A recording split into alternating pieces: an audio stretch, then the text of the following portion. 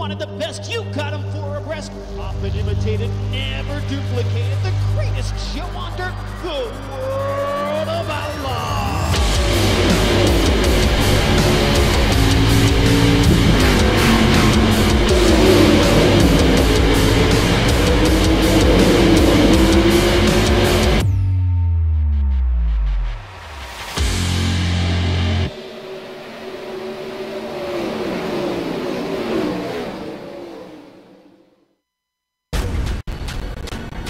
This is the original eSport racing game. This is iRacing.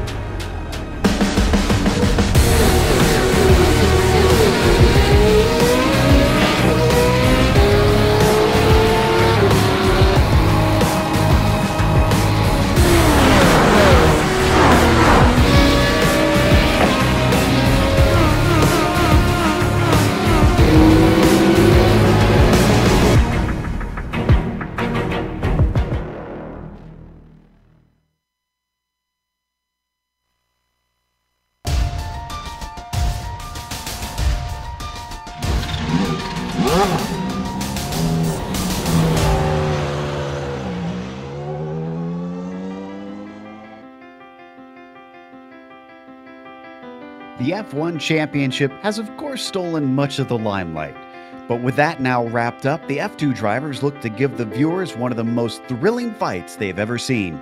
2 rounds remain and the top 3 drivers are separated by a mere 8 points. Mid-Ohio could jumble up the order with its technical and twisty layout.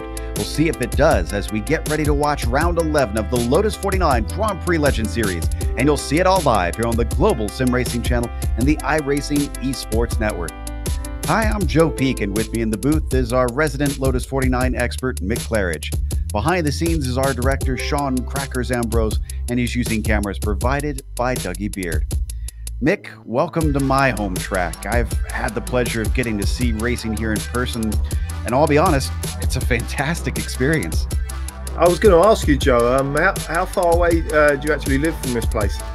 Well, back when I was in Ohio, it was about a 3.5-hour drive, so it was a fair ways away, but close enough. Yeah, and this is a real great layout. I mean, the first time I ever knew about this place was IndyCar Racing 2 by Papyrus, the old Sims there back in the 60s, whenever they were out, you know. And yeah, this is just such a great place. It's a real twisty, it's like a track of 2 halves, I think, anyway, you know, with that long back straight, and then you've got the little twisty infield section. It's going to be really, really tough getting these cars around. There's hardly any any grip here ever, and it's just a real battle trying to get these cars around here. With that, we've got a lap guide at the ready, so why don't we take a look at what it's like on board. All right, we've got Ben Zocco in the GSRC Lotus 49, so let's do a lap around Mid-Ohio. Down into turn 1, you're going to experience more braking than you would in most cars. As long as you weren't too violent on the binders, the entry into here isn't too hard. It's finding the power on the exit that really makes the difference. You can find yourself understeering off, or even spinning the car into the barrier on the left if you clip the grass wrong. The run up the hill to the keyhole offers a great chance to pass into this slow hairpin, but even if you don't get it done, if you can stay close to the car ahead, you'll get a second chance very quickly. That's because the exit of this corner takes you onto the longest straight of the track, the backstretch. As you can imagine, that makes your corner exit here the most important one of the lap. Straighten out the kink and then spot your brake marker for China Beach. Now, the way these sets of corners weave back and forth, if your opponent defends to the inside, you've still got an opportunity to get by. Try to stay side by side, and you can have the inside for the entry to madness. For a number of corners now, you're only going to get tiny squirts on the gas, and you'll mostly be focusing on keeping the racing line. Even up and over the S's, you can hardly press on the right pedal. Plus, the braking into the jump is a little precarious with it being curved. The track's going to drop away right when you want to get on the power, so be wary of wheel spin. As you fly through Thunder Valley, you'll want to line up your braking for 11 very early. Get it as close to the Armco as you dare, and then chuck it into the apex. That takes you directly into the carousel. There's a lot of lines you can take into here, but I've found it's fastest to try to double apex it. Even the final corner isn't fully flat out in the Lotus, but hopefully you've now finished a lap around Mid-Ohio.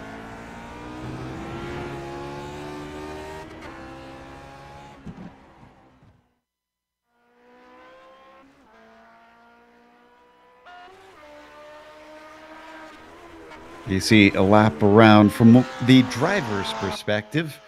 Now, let's take a lap around the points from our perspective as well, now that we've had hindsight here, of course, on the F1 Championship.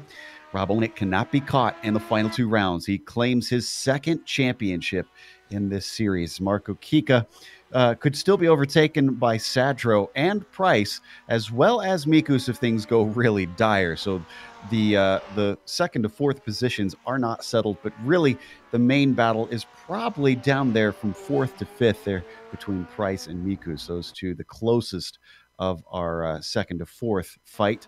Let's take a look at the F2 Championship. I talked a little bit about it, Mick, and it is incredibly tight at the top. Yeah, it's just the same as last season, ain't it, Joe? I don't know what's going on with these guys, but they really like to have a close battle, don't they, at the end of the season? Yeah, just looking now at Pascal Tremblay now, he's up with 184 points in first place, but David Rossi's only 4 points behind him in second. So, you know, this is all to play for in the last 2 races. Bill Tyler's there, 176. Just have to say, all 3 drivers, in fact, all 5 drivers here in the top 5 are here today, so they're going to be fighting it out. Colin Bentley and Andreas Bruno, they're down in 4th and 5th. They might be out of the battle now, but they're quite safe. Just a quick little bit to say, I think there's about 43 drivers in the F2 Championship, so to be in the top 5 is a real achievement, so well done, guys. Yeah, consistency and a great performance definitely seems to have gotten them where they are. Now, we also have the Nations Cup. That's how they do the Constructors' Championship here, back like they did in '67. U.S. Doesn't have it wrapped up, so this is not over, but you can see they are well clear over the U.K., and then Finland back there kind of on its own in 3rd. Germany, and then Slovakia and Canada are actually tied there for 5th position. So we got a little bit of a fight going on for 4th place. It's going to take quite a few points, of course, for Slovakia and Canada to start gaining ground on them. In case we have viewers who haven't watched the Lotus 49 Grand Prix Legends, well, they're in for a treat, Mick, but give them the details at least. Yep, this is round 11 of 12, like we've been saying, real end of the season stuff now. This race is 25 laps long. They're going to burn for around 6.5 gallons. Open setups today. There's a lot of diversity in the setups, I think, this week, Joe. You can set your car up oversteer, you can set it up understeer, you'll still be in low 20s. A lot of drivers are in the 20s now, looking at the lap times. Incident limit 17. You hit 17 limit incidents and you'll get disqualified, because this is run on the official iRacing servers. And it's also run on the official iRacing esports channel. That's right, we're on IESN. We're watching it right now, so make sure and subscribe to the network. All you got to do is click on the big red button that says subscribe, and you won't miss a moment here on IESN. Also, don't forget to check out our new merchandise store that we've recently opened here for GSRC. We've got a couple cool items in there, one of which is our polo shirt that we sell. Now, We figure most people are going to be probably wearing this around the office, especially if you're a racer. Maybe you'll be in the team's office, and well, you might need some ink. So we've actually included detachable ink cartridges that are on the shirt. So you can just rip one off if you're out and throw in an emergency ink cartridge and get that data sheet that you need printed out, or your TPS reports all ready to go.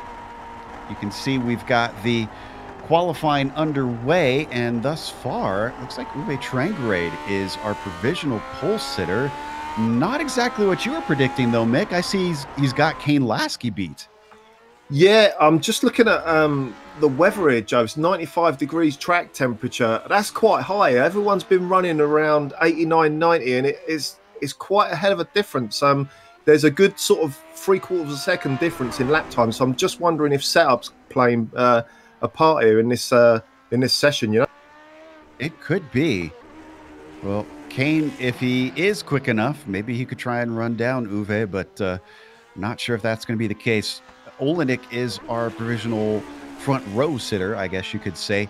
That F2 championship, looking at it real quick, Bill Tyler is the highest of the 3 competitors, but he's right in front of David Rossi. In fact, 1 row back diagonally from him. And then next to David Rossi is Tremblay. They are packed right together, just as Lasky takes the front row away from Olenek. So we have got a nice fight, not only going on in F2, Mick, but up at the front row. This looks like it's going to be a classic. Oh, it's going to be fun watching Uwe fight all these guys off, ain't it, Joe? That's going to be awesome to see as we watch Andrew Ang come around. He's got both of his laps in. Trying to see if anybody else can set a time. I think Rodney Evans might be able to get one in. Otherwise, everybody on track has set their 2. Now, this will be Rodney's first, I believe, unless he is on a warm-up lap, in which case he won't get a time down. In fact, he's just going to squeak in. This is coming over the leap, and then, of course, down through Thunder Valley, up and over the crest of Turn 11 and into the carousel. Very difficult in this car. Slow speed corner, trying to feather the throttle all the way around to the line through the final kink. Let's see what he's got underneath him as he comes across the line in time. 23.2, and that is going to put him up to 15. So a nice little jump for him over the drivers who have not qualified yet. Let's go through that qualifying order, though, because we got a decent-sized field. We mentioned it, Uwe Trangerade on the pole by about a 1/10 over Kane Lasky today. That front row is stacked. Rob Olenek, our champion, only good enough for 3rd, but he doesn't really need a much better finish today.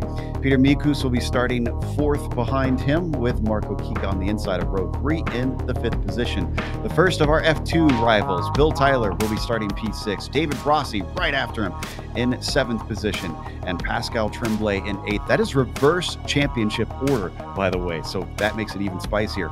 Chris Murakami will be starting in 9th, and the top 10 rounded out by Ryan Shelton. Andres Bruno down in 11th, another F2 driver there. Nikos Morelli, I'm not sure if I know that name, he's in 12th. Colin Coker, the Aussie, in 13th. Andrew Egg, the regular, in 14th there. Rodney Evans, we just watched him finish his final lap there in 15th. Matt Yeomans in 16th. Trent Boos in 17th. Gary Anderson 18th. David Cohen, the last guy to put a lap in, the 19th there. Last few to at least enter the race but not get in qualifying: Colin Bentley, Julio for Colin, Robert Reynolds, and Casey McMullen Sr. The rest of your field all lining up. Another little tidbit about the track here, Mick, as they grid up, is they don't actually usually start here at this finish line, is what it usually is. The starting line is on the back stretch, but right now, as the lights are up and the green flag is out, it is over here by the pits. And off the line, it is Uwe Trangerade with a decent start over Lasky, who's under threat from Rob Olenek into turn 1. As they come around there, Olenek gets a good shot off the corner. He might have second place, Mick, but it's going to be a drag race up to the keyhole. Yeah, and I just wanted to say there's one guy that we haven't really mentioned. I mean, it's only right at the start of the race, but watch out for Peter Mikus. Notice I said Mikus, not Nikus, for all the people that know me out there. Yeah, he's already on the inside of Rob now, down the back straight. This is looking, well, he's backed out of it a bit there, maybe letting the tyres warm up, just having a little settling.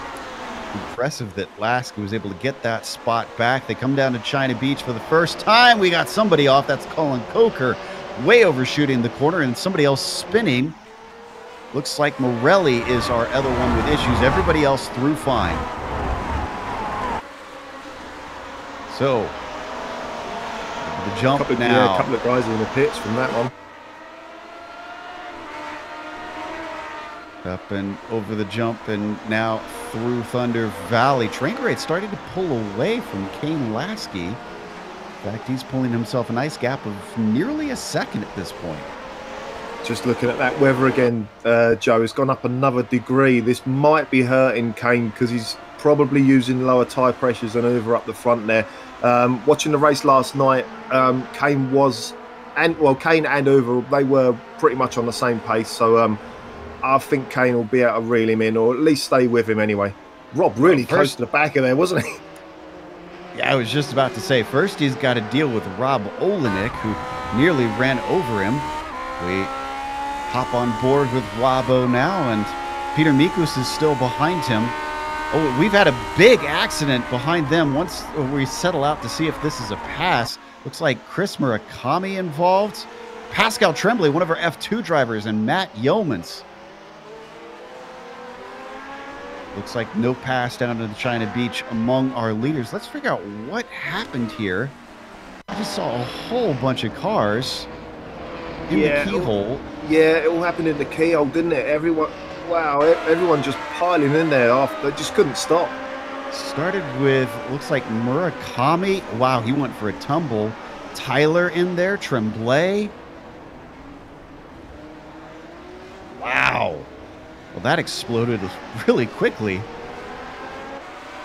Tremblay has got no front nose on the car now, and he's stayed out on the track. He's not pitted for repairs, so he's thinking F2 battle here. He actually has a second hit after this initial contact. Yep, there you see it right there. Wow. And that changes, well, that changes everything, to put it mildly, because David Rossi is up to 5th, and he is looking to take a massive chunk of points with only one round remaining after today's race.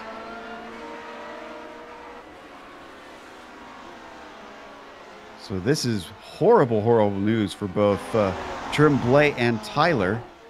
Tyler is in pit lane. Tremblay still continuing on. So we jump back here to the battle on screen. Big slide down through madness. This is between Shelton and Marco Kika for 5th or 6th place rather. Nice tight line there for Marco Kika. Yeah, he's all in the mirrors now, ain't he? I'll tell you, Joe, this is so tough for the guys. With this weather, 95, 96 degrees doesn't sound that much, but you've already seen, you know, what can happen. It may have been weather-induced. We're just watching the guy behind Marco now. He's just, Ryan Shelton really lost the back end there going around. And then a bag of understeer to top it off. They lost a lot of time for the latter half of the lap. You can see right now the fastest car is Kane Lasky, who's responded to Olenek's pressure, set the fastest lap of the race, and has got Ove Trangrade down to 0.6 of a second. You called it. The battle is on now between Lasky and Trangrade. Yeah, nice low tyre temperatures for, pressures for Kane, I reckon. And now they're just starting to come in. And Uber's going to have this for the rest of the race. This is just going to be a hell of a battle now from this point on all the way to the end. I tell you, it's just going to be non-stop. They've started to drop Peter Mikus behind them, so it is down to the top 3 now instead of the top 4. On board with Robbo. He continues to give chase, waiting to see if there's going to be an opportunity among them. And Thunder Valley once more. Seems like, even though there's those technical bits that they have to go through the latter half of the lap here, the front half of the course, to me, always seemed to offer some passing opportunity, especially in this car. I mean, what do you think, Nick? What's your opinion on the... Yeah, I agree totally. Yeah, I agree totally, Joe. It's exactly as you say, but in this car, you can really make a huge mistake and it really cost you a lot of time. You know, you see guys going around the outside of the turns where they've messed up and stuff. And, you know, so that's always an opportunity for someone behind to get in there, you know. The one thing that helps you in this car is the braking zones are so long in this car. You know, you really have to back the braking markers up in this car. So, yeah, so it's really, really tough. And it's, you know, the overtaking's so opportunistic now. Going back to P10. Battle between Evans and Cohen. Cohen with a great run, running up to the keyhole, but he's a little bit too far back. Can he manage to square it off and get himself a run down to China Beach? He's going to try for it. Both of them looking to get on the throttle. It's a great run by the number 18. In fact, he's starting to gain already, looking down to the inside, and that's a big lift there from Rodney Evans. He's not willing to fight it. Bring Colin up into the top 10.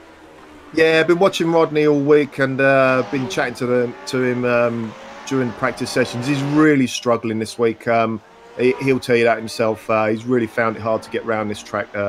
So, yeah, so backing out of that battle then. And, in fact, he's given up another spot to Tremblay and also Andrew Eng. So he's letting a lot of people by.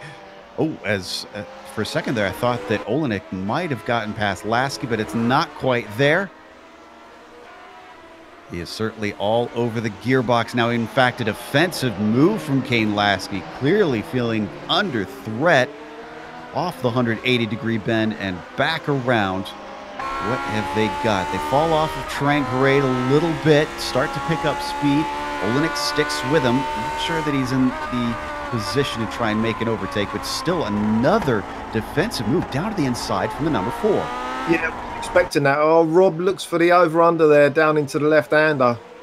They've both caught up with Hoover there for some reason. They're both defending and attacking, and they've still caught up with Hoover. I'm not sure what happened to Hoover there through that corner. But yeah, over this little crest now, really tough to keep the car underneath you there. Rob right on the back of the cane now.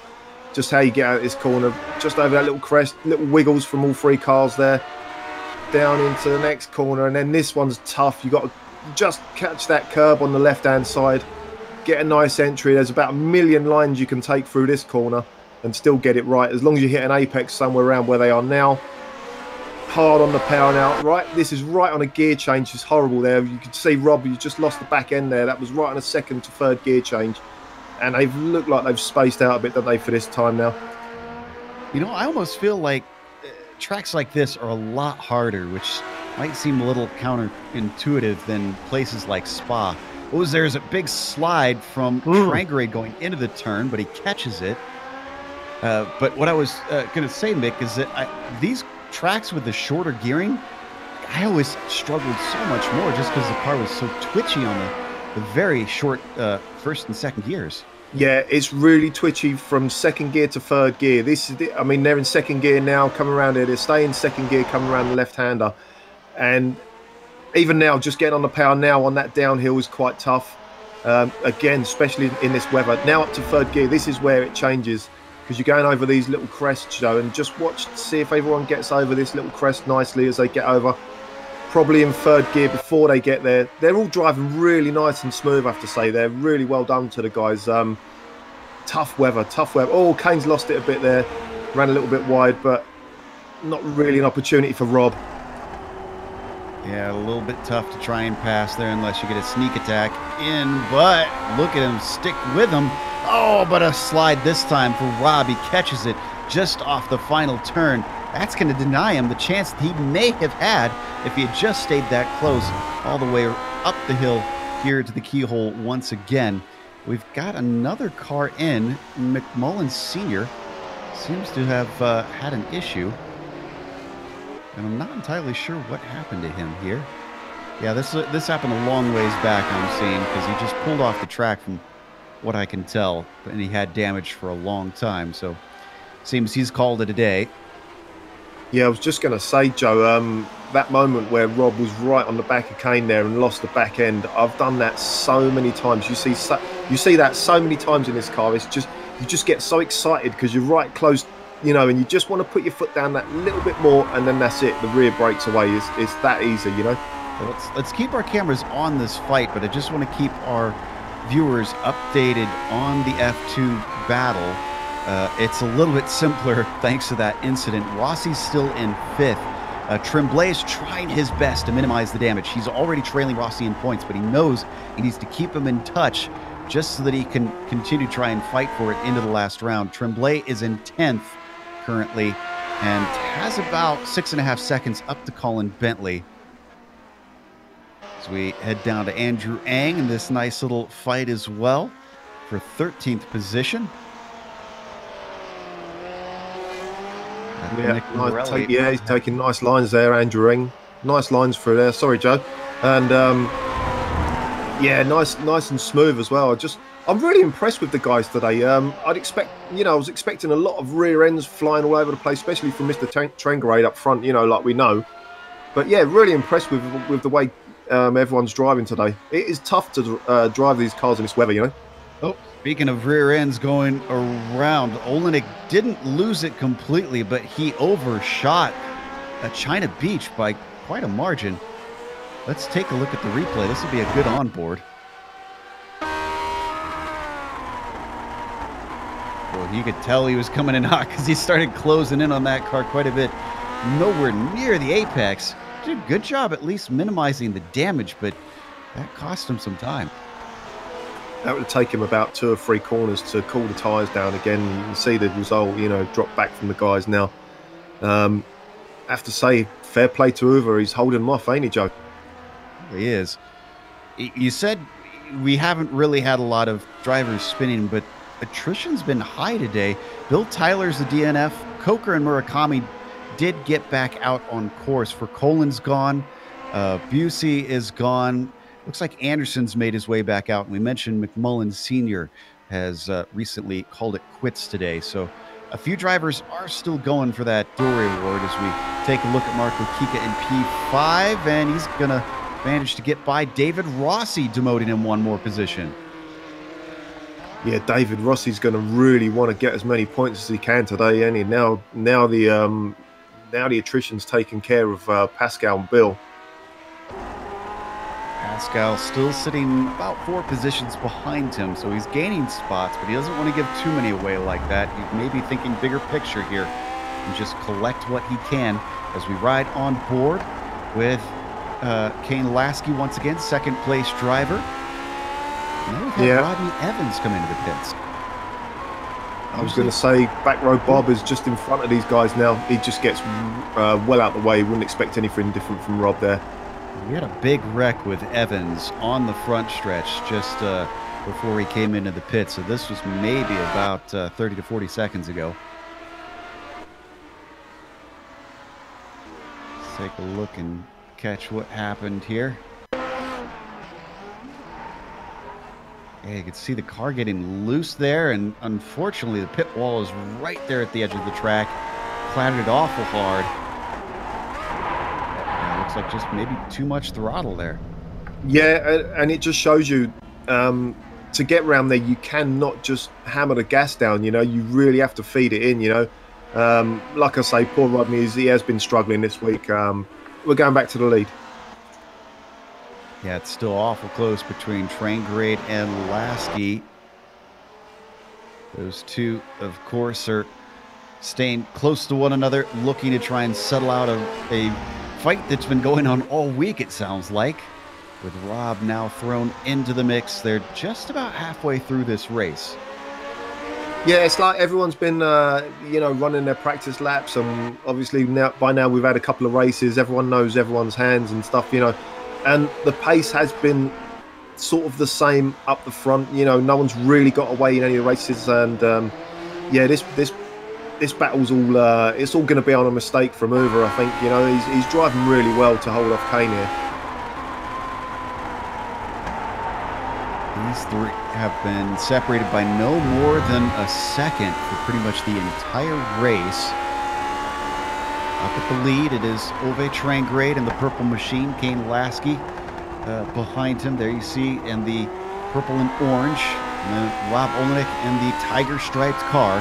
It's become really an icon for him here in that number 1.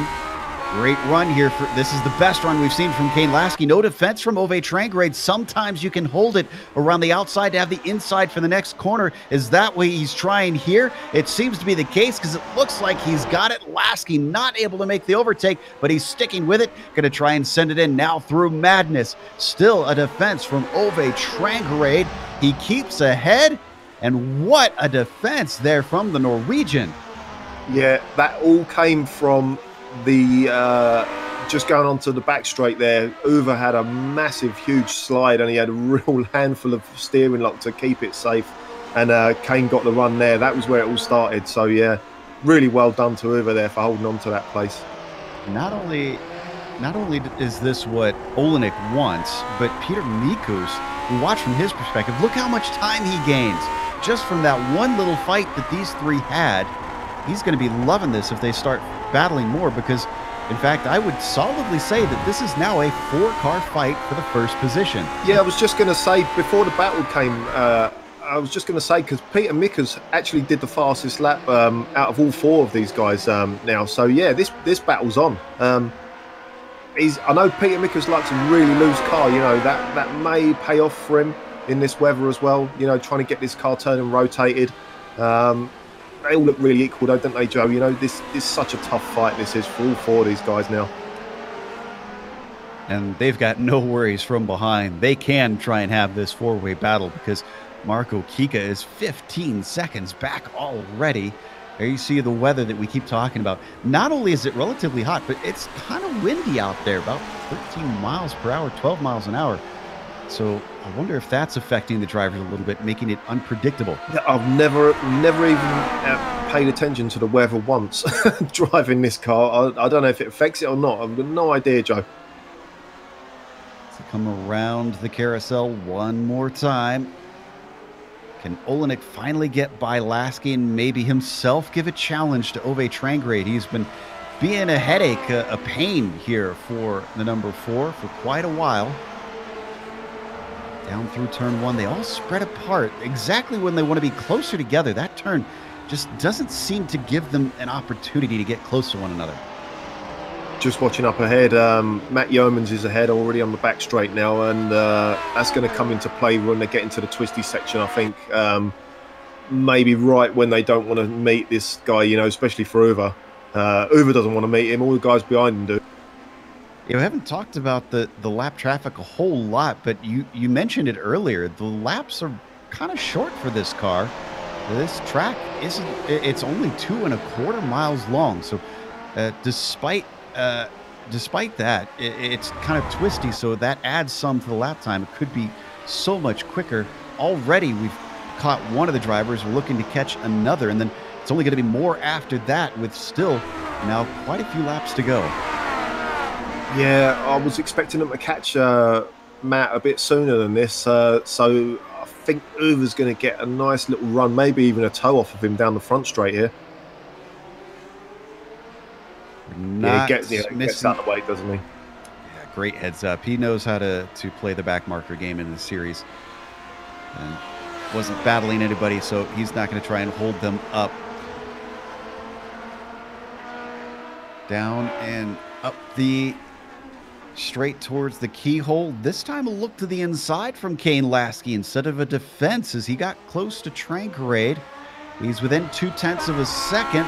This is the last time he's had a very serious run at him down into China Beach, but he's having connection problems, disappearing a bit here and there. Is that going to... Yep, and he hesitates. He doesn't go on the attack this time. Yeah, those Frodo moments will really throw Rob over on that. It's not nice watching a car disappear in front of you, especially when you're on a limit, because you end up starting to look at the car, don't you, Joe? I don't know if you ever do that, but I always look at the car in front, you know. Yeah, so when they start disappearing, it's really annoying. But Kane knows, you know, he can't do anything about it. You know, we accept it, you know. Yeah, it's so distracting. It's worrisome, if anything. It just kind of puts your nerves on edge, and you're hesitant to try and do anything about it. As they come around to complete yet another lap. But this is the closest fight on track. Everybody else is spread pretty far apart from one another. And what other place would we want to be than up here in the battle for the lead? Yeah, Rossi is is still in 6th. Sorry about that. And Tremblay No, still in sorry. 10th. So no change there. Go ahead, Mick. Yeah, no, I was just going to say, I can't emphasize how hard it is to get this car around this track in this weather, you know, just especially coming from these second gear corners like now. I'm just watching Rob now, just taking a nice late apex and just trying to get up to third gear. You know, he'd be really feeding the throttle for all the way now. There's no mashing the gas in this car, no way, not at all in this track. Coming down now the end of the back straight, Rob's really strong on the brakes here. Really nice, like, oh, he's just lost it a little bit there, just going in. Kane's all over the back of Uwe now. Yeah, that's the second time we've seen Rob do that. Yeah. I noticed that Trangrade, part of what set that up about Lasky being this tight to Trangrade there, Uwe was spinning the tires coming off of the keyhole once again. I kind of wonder if he needs to watch out for that he might overcook the rears a little much. Yeah, he will overcook the rears, and the trouble he's got is Kane does not do that ever. He's so smooth and he's just so precise on the power input. You never hardly ever see him lose the back end. You know, the only time I ever saw him lose the back end was yesterday when Uwe was behind him and he was trying to get away. Uwe well wide there around turn 1. Back marker in front now. Getting a little bit distracted there. That was Gary Anderson, who lets them all through patiently up to the keyhole. A little bit better into this corner for Uwe Trangrade. What about off of it? Is he going to spin the tires once again? No, that looks a little better there from the number 6. So Lasky might not have as good of a go this time. They gain speed. It's 170 miles an hour, 175 miles an hour before they get on the brakes down here into China Beach. Is it going to be smoother for Rob this time? That looked a lot better for the Tiger car. Yeah, just a little touch on the curb there. That actually brings the car round and helps you on the corners when you do that. Exactly the same again now for Rob. Just nicely over these curbs. It was a little bit different line now for Kane, a little bit tighter, but they all square up and line up for the right-hander over the crest. Really tough, full power now, even in this corner. It's full power now. You brake right on that square patch on the floor. Aim for that curb on the left. Uwe's gone a little bit hot, but that doesn't matter. He's still going to get a nice little run through the right-hander to finish up the lap. Lap 17 now, so we're just getting up to the end of the race now. People are going to start getting angry. You always hear about drivers' tracks. Well, I say this is a driver's car.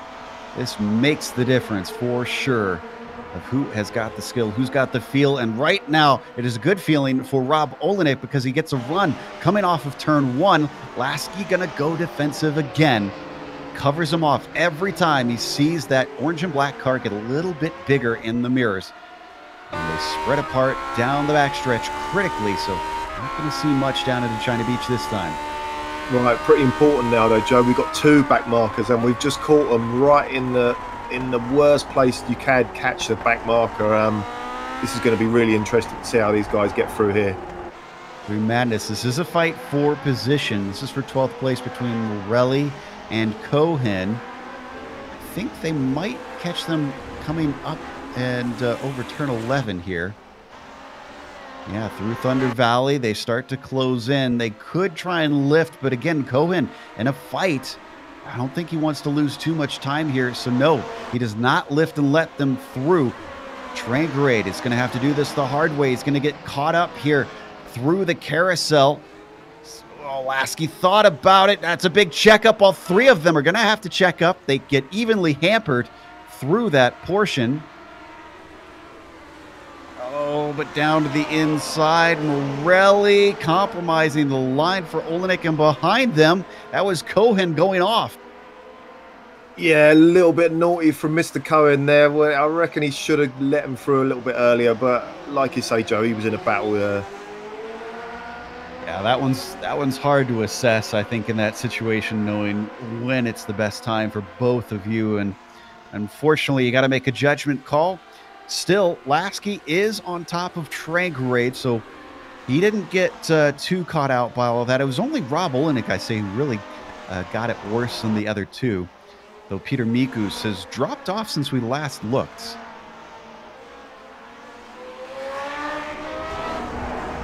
Really is trying to follow him around, try and take a few notes, see if he can get some speed and continue to leave Cohen behind.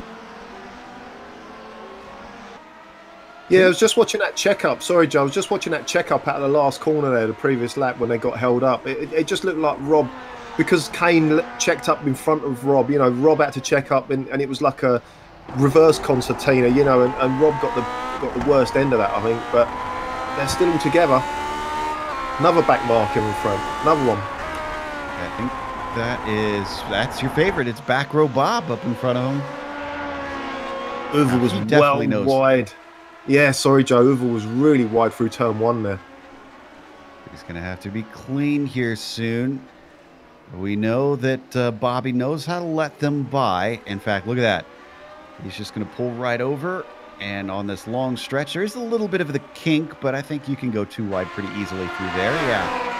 They all managed to get through. Ooh, Lasky very close. Lasky with a nose to the inside as they come down to China Beach. Oh, but he loses the car. He's trying to keep it from running into him. Rob gets held up slightly. Has to go around the outside as they come into madness. Could he maybe make this to an overtake on Kane Lasky? They go wheel to wheel through the corner, giving each other space. Now into the S's, and a big bobble from Kane Lasky gives the chance for Rob Olenek to finally sneak into second. Unbelievable to not spin, to go across the grass like that, just completely sideways. He was full lock to the left to try and hold the car, and he would have been playing around on the pedals there to get it, to keep it underneath him. Yeah, really, really good driving there from Kane. I know he lost it, but to get that back on the track and up to speed again, yeah, pretty impressive. Let's take another look at that. Incredible stuff by both drivers.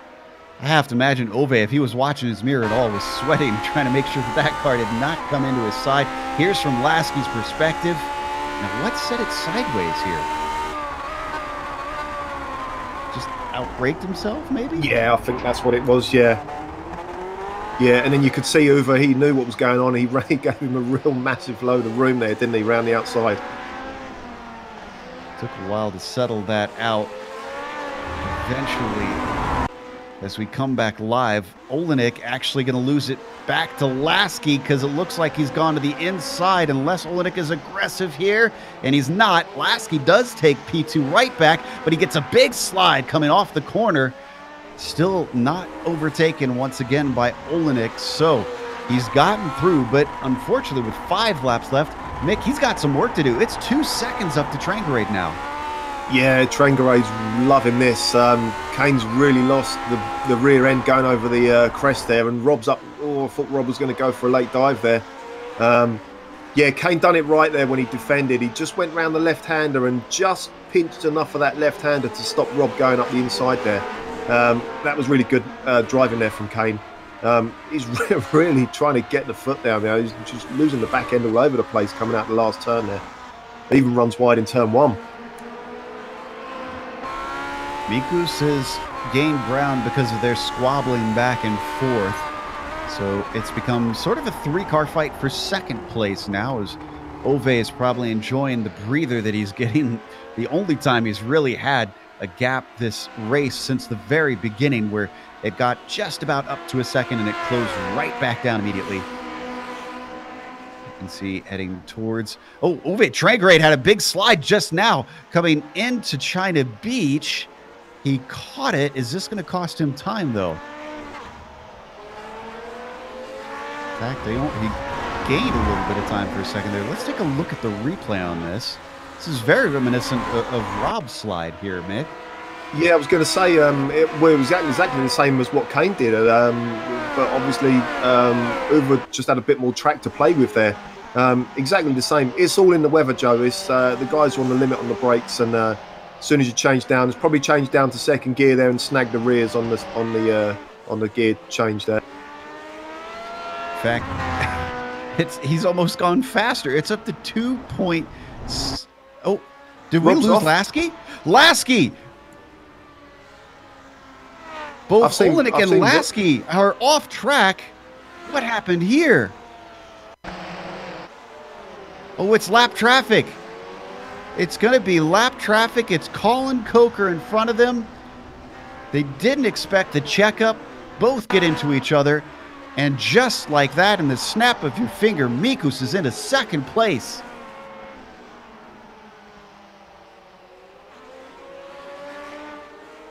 This is Lasky that we're watching getting into him. Oh, Complete cross wires, wasn't it, Joe? 3 people trying to do 3 different things there, look like. This really demonstrates the importance of sticking with it, because Mikus, who could have given up on things, was there to take advantage. He is now solidly in 2nd place. And Olenek, who's managed to get back on track, is damaged, so he can't try and re-attack. Lasky, I think, is a little bit less damaged, and I think he's going to overtake Rob here soon. Yeah, I was just watching on board with Rob there. His steering's really cocked over to the left-hand side. He might even put it in the pit lane here. I'm just looking. He's really running wide. Now, he's staying on track, but he really locked up there. But yeah, Kane's going to have him soon. In fact, I don't think even Rob will even fight this off. Yeah, there's only 2 to go. I think even though he's got a little bit of a Darth Vader nose going on, he's just going to try and gut it out. Well, this is great news both for Trangerade and Mikus. So we take a look at the Norwegian. In fact, we need to double check on the points to see where he sits and see if this helps him gain on anybody. Looks like, actually, yeah, he could be gaining quite a bit on Pawlowski here, since we don't see Roman today. Just a little request to our director. Is there any chance we can go on board with Rob? I just want to just show you how he's able to get this car around the track with his steering almost facing 90 degrees to the left, and he's still trying to hold Kane off here. So this is an unbelievable finish for Rob if he can do it. And more traffic. Well, he's going to get overtaken right here. Yeah, I think you're right about it doesn't really have an opportunity for Lasky. He is held behind. Finally, he squeaks through. That was Coker once again. That was the driver that they ran into before, that they all 3 came together one more time. Thankfully, not physically coming together.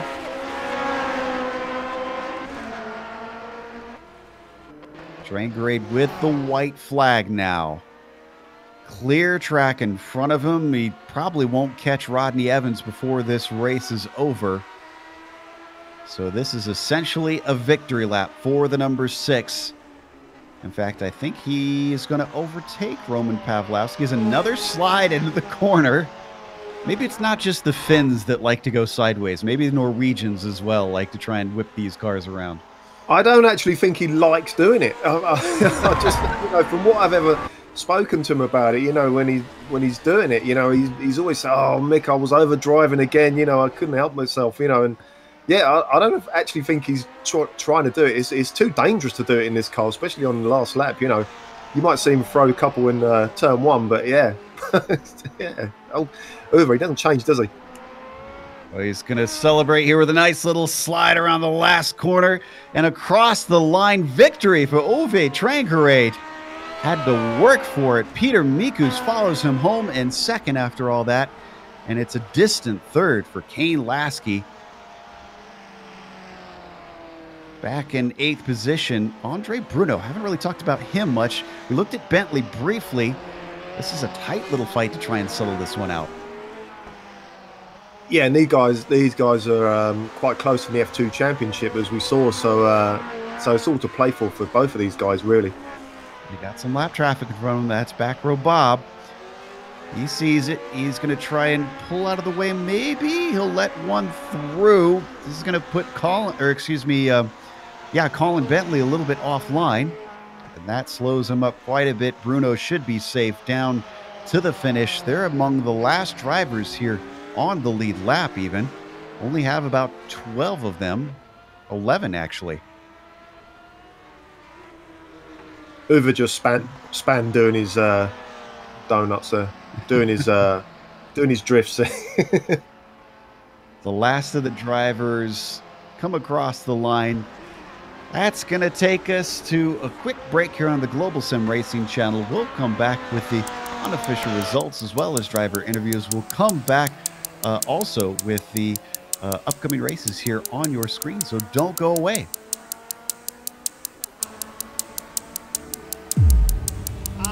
iRacing, you wanted the best, you got them 4 abreast, often imitated and World of Outlaws.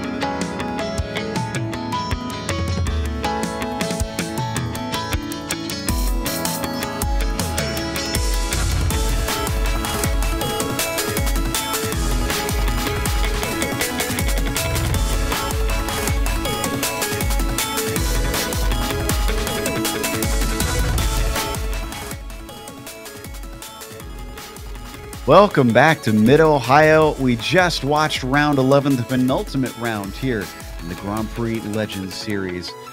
Ove Trangrade took the win, and you might look at the distances and you think that he just whomped everybody. Well, no way. He was pressured just pretty much the entire race, and it wasn't by Peter Mikus of all people. He took second only because Kane Lasky, who finished third, and Rob Olenek, who finished fourth, got into lap traffic, and it was just an unfortunate miscommunication. Both of them taken off course and had to limp it home in the final few laps. Marco Kika, he was really the first one that didn't have anything for our leaders and fell way back, but he still gets a top 5. And in that F2 fight, David Rossi takes the most points. Who would have thought that? He avoided the big chaos that happened early in the race that took out a bunch of those F2 championship rivals. He wound up 6th. Ryan Shelton in 7th place with Andre Bruno in P8. And it's Colin Bentley finishing in 9th. And only 10 cars. I was wrong. There's only 10 that finished on the lead lap.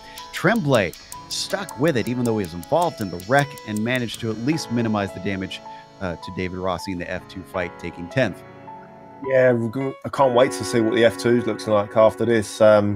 Andrew Eng, the regular, down in 11th there. Really, really good finish for David Cohen in 12th there. Well done to him.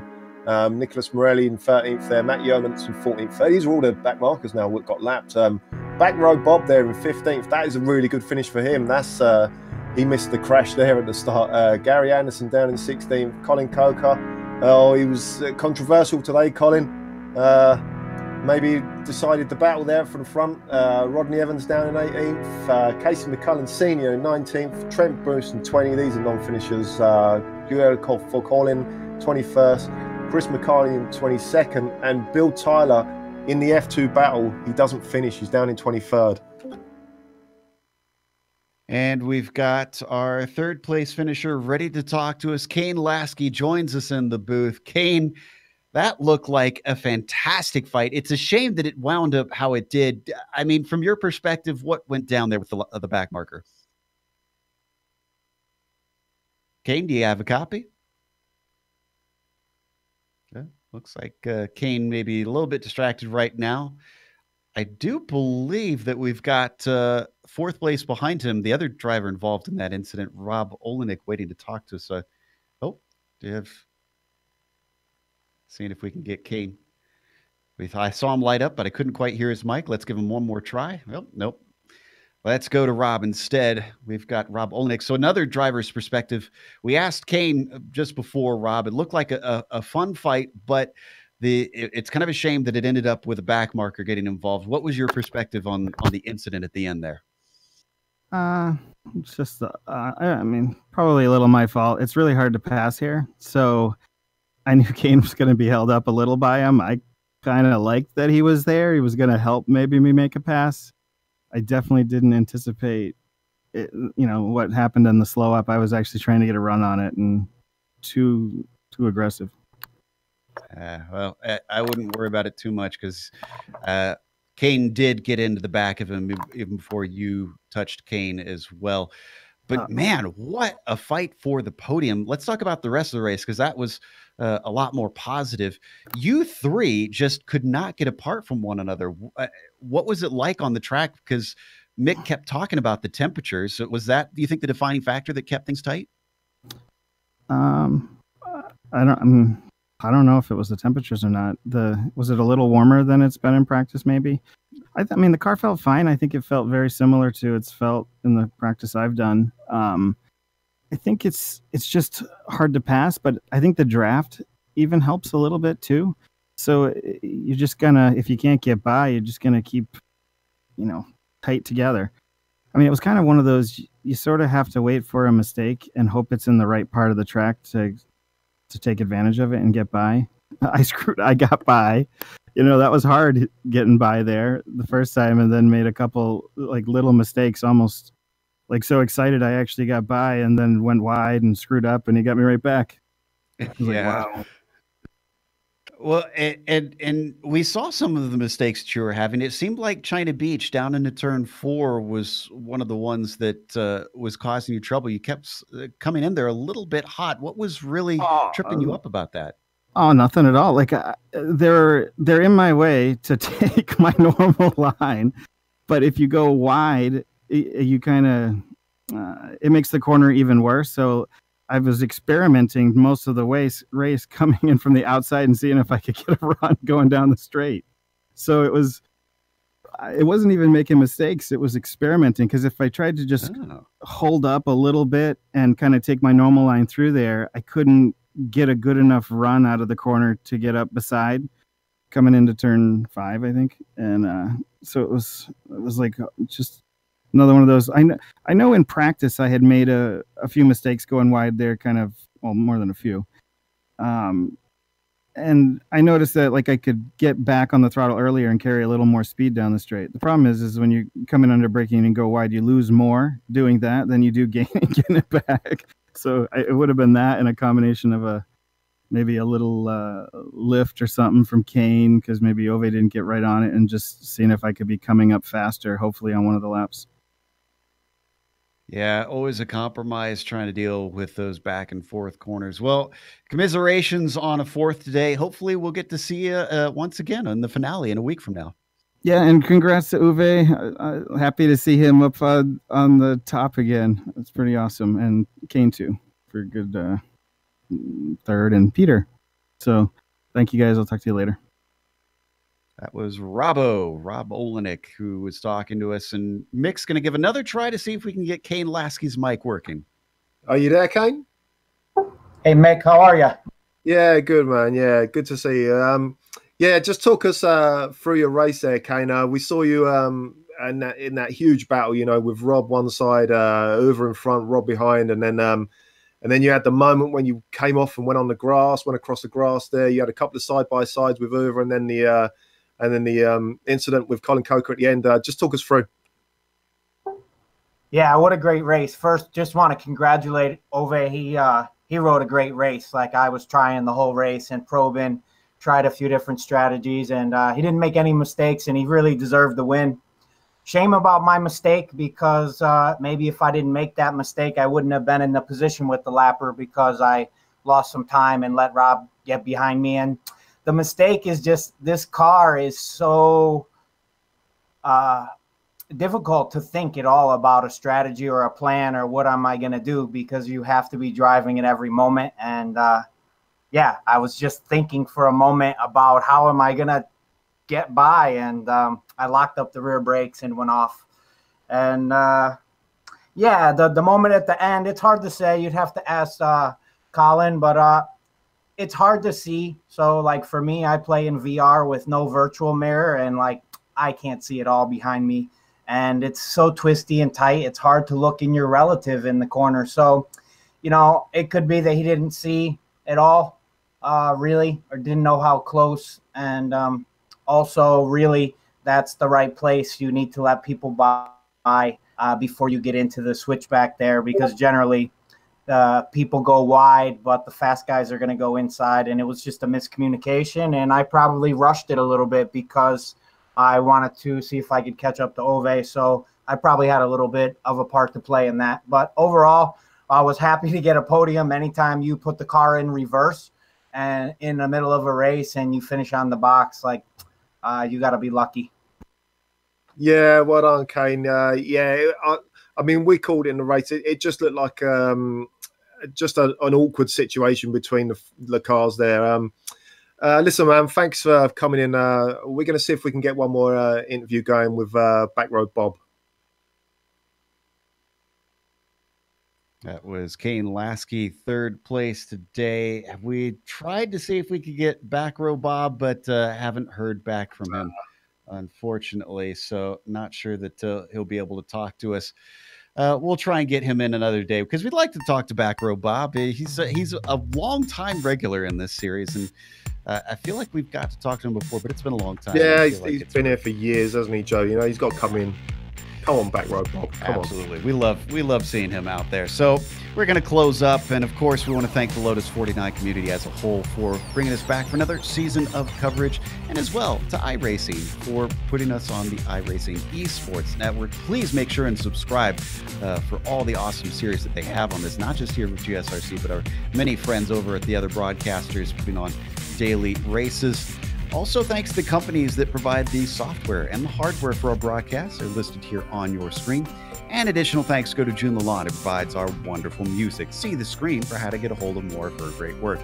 Thanks to the team today, Mick, Sean, and Doug. If you'd like to find out more about GSRC, including upcoming races, you can find it at globalsimracingchannel.com. You can also check out our social media. Our Twitter is at GSR Channel, Facebook, Global Sim Racing Channel, and Instagram, GSRC_Graham. If you'd like to support the channel, check out our merchandise store.